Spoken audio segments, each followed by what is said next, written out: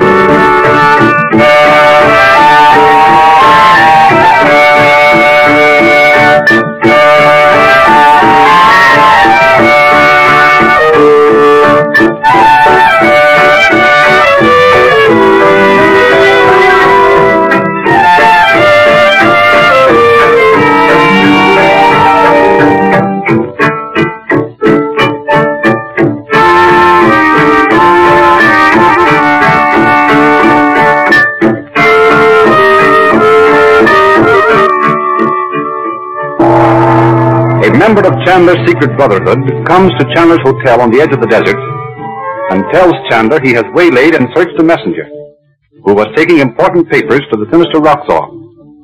He brings the papers to Chandler, but to their dismay, the stolen records of Robert Regent are missing. The present act finds Chandler and Princess Naji in the secret room in the pyramid. Chandu, the magician. How cool it is in here. I sometimes think old Khufu and the rest of them were trying to build burial places where they would at least keep cool after they were dead. You still find Egypt uncomfortable after all your years in India? Oh, I'm used to it, of course, but I still don't like the climate. And your sister, does she like Egypt? Yes, and of course the children are so fascinated by the country itself. But they don't think of the heat. Ah, but you should see California, Naji. There's the perfect place to live. You sound like one of those tourists who comes to see the pyramids and says, "Oh, yes, yes. This country is all right, I suppose, but give me good old Boston." Oh, my dear Naji, no man from Boston ever used such an expression. Perhaps not, but you know what I mean. Well, I still say you must come over to California and visit us someday when this business is all over. Dorothy was talking about it last night. You and your sister are very kind, and perhaps we. She must find it very dull with nothing to do but explore this pyramid while you and I discuss this business of ours. I bring her and the children out here from the hotel because I hate to leave them there without me. So many things have happened to us. Oh, I know. And she feels that she is helping you by seeing that you have no more worries than necessary. How composed she is, and yet she must be frantic with anxiety. Yes, I know she is. It's harder to bear this suspense, not knowing whether her husband is dead or alive, than it was to believe him really dead. You have had news for me? Yes. Good or bad? Well, some of each. Last night at the hotel, an Arab sand diviner came to our rooms and said he'd heard of my ability as a magician. Oh. I thought perhaps he might be a messenger from, well, you understand, and I let him in. He did some tricks of magic that were really wonderful. You can imagine how thrilled Betty would be. I should like to have seen her. Those sand diviners are remarkable. He finally brought out a bag of sand from under his robe and prepared to tell our fortunes. That was a clever idea, was it not? Yes, so I thought. First he drew the designs in the sand as they always do, but he added a lotus flower. So then, of course, I realized he must have a message for me. And did he? He did indeed. He told Dorothy about her search for Robert, and then went on to speak about papers stolen from her home across the sea. Ah. When he had finished with her, he read Betty's fortune and told her to beware of strangers. I hope she was impressed. Will not think of her running off to Fayum with Abdallah. She'll never do that again. Dorothy seen to that.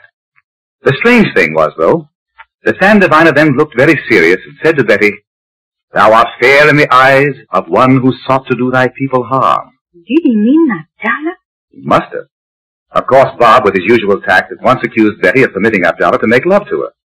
And Betty admitted that Abdallah had told her he loved her, but that she refused to listen to him. I should think so. Of course, Abdallah is used to seeing the young girls of this country married by the time they are Betty's age. What happened then? The sand diviner, his name was Ahmed, by the way, then said he'd like to read the sands for me. So Dorothy and the children went away and left us alone. And so at last for my news. Yes, indeed. Well, when I left Alexandria, I told Yusuf, my agent there, to send a man to intercept the fellow who'd stolen the papers from Dorothy's house. I knew it was time he was landing in Egypt. How did it happen that you arrived so far ahead of him? Have you forgotten the magic powder? Then you did find it possible to transport yourself and your family across the sea by your occult power? I have always wondered about that. I didn't say that, Najee. But you and I both know that many things the world thinks impossible are easy to accomplish when one masters the secrets of the East. You have learned much in India, my friend. Much knowledge is needed to fight the battle that is ahead, Najee. Ah, yes. But if we succeed in defeating Roxor, the first great victory will be ours. And we must learn the truth about Robert Regent before those papers reach Roxor. Let us talk of Robert Regent for a moment, Chandu.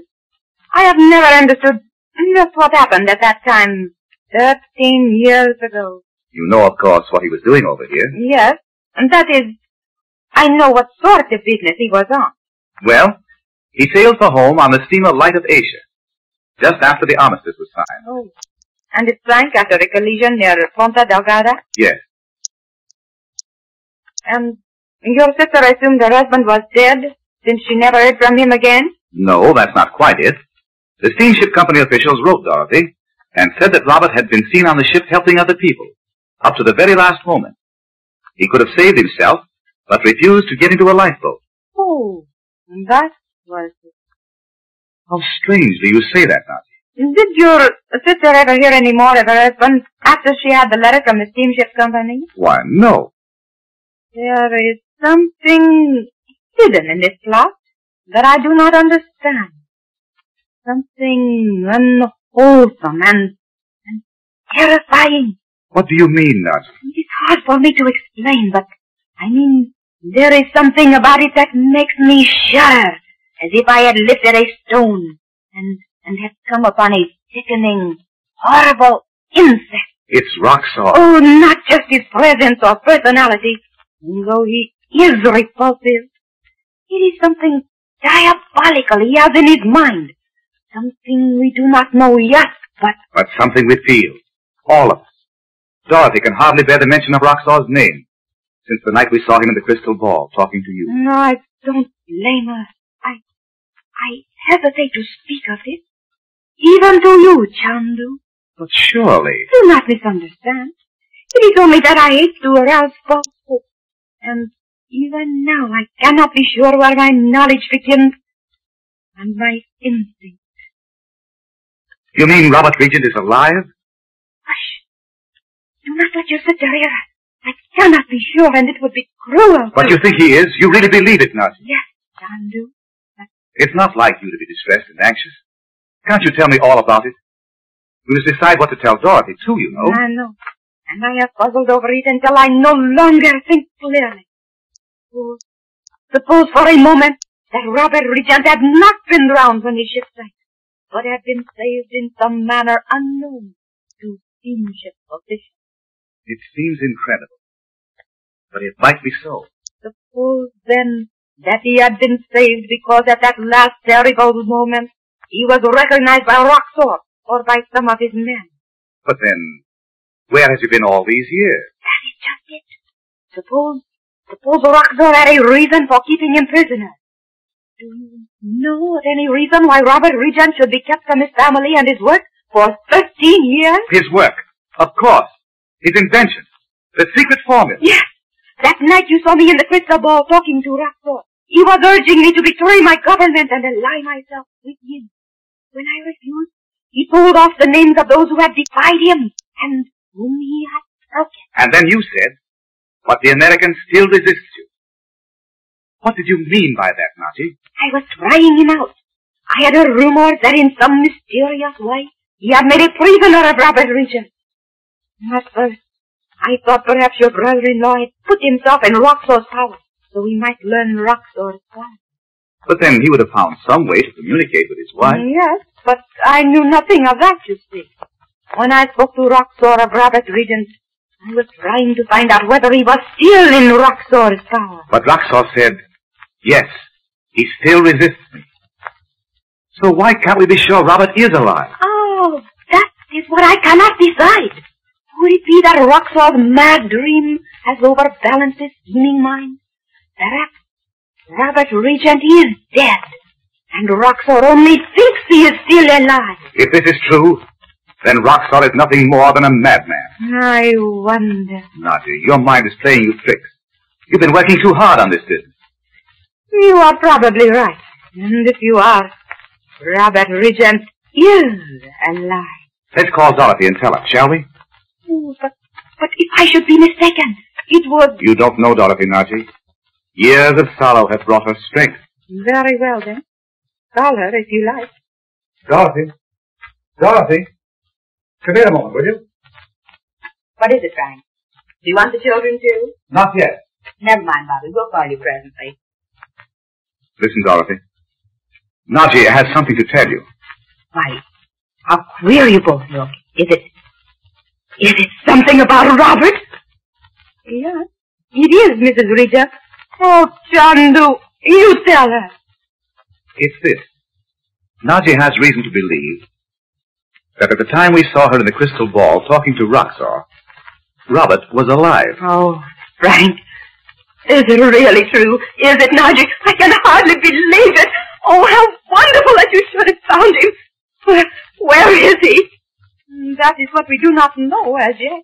But let us tell you all we do know, shall we? Oh, yes, do.